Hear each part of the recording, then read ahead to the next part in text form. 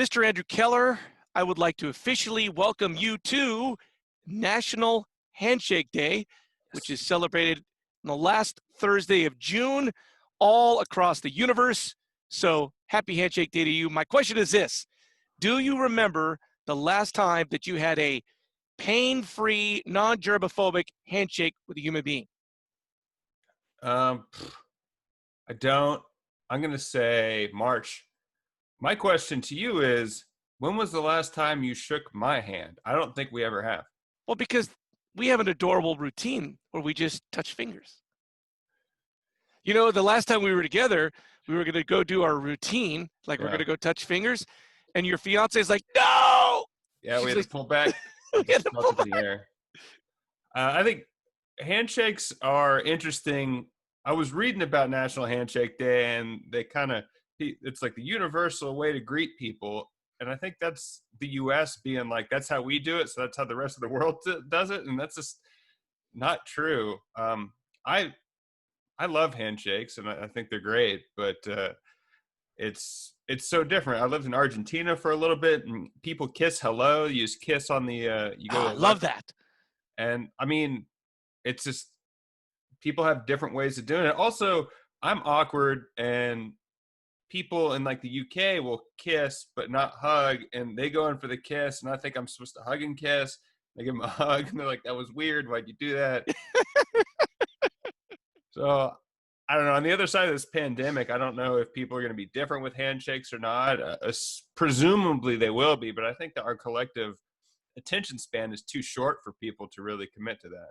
I'd say a year from now, it's going to be back to normal. I think the weird part will be like in a business setting, right? When you go to a job interview or you meet someone, that's where sort of the handshake is sort of the icebreaker in the business setting. Do you think that you can tell about a person from their handshake? I know some people swear by it. Like if you give them the limp fish, the dead fish at an interview, like you're gonna not get the job.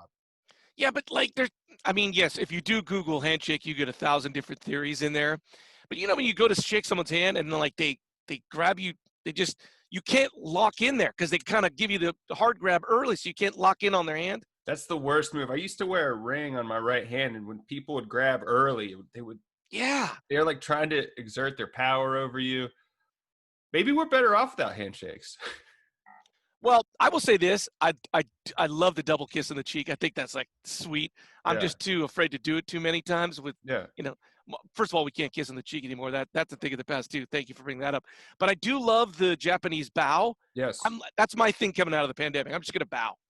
I've been doing that, and it's like kind of tongue in cheek at first, but I think Yeah. it's very respectful. And I don't even have the tradition or the background that's rooted in the respect. It just feels very respectful to like you're completely stopping your body and you're acknowledging the other person's existence.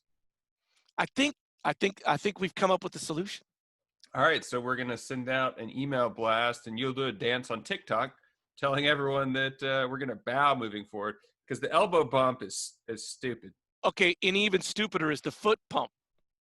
What's the foot You know, pump? where you like do the kid and play where you like high five with your feet.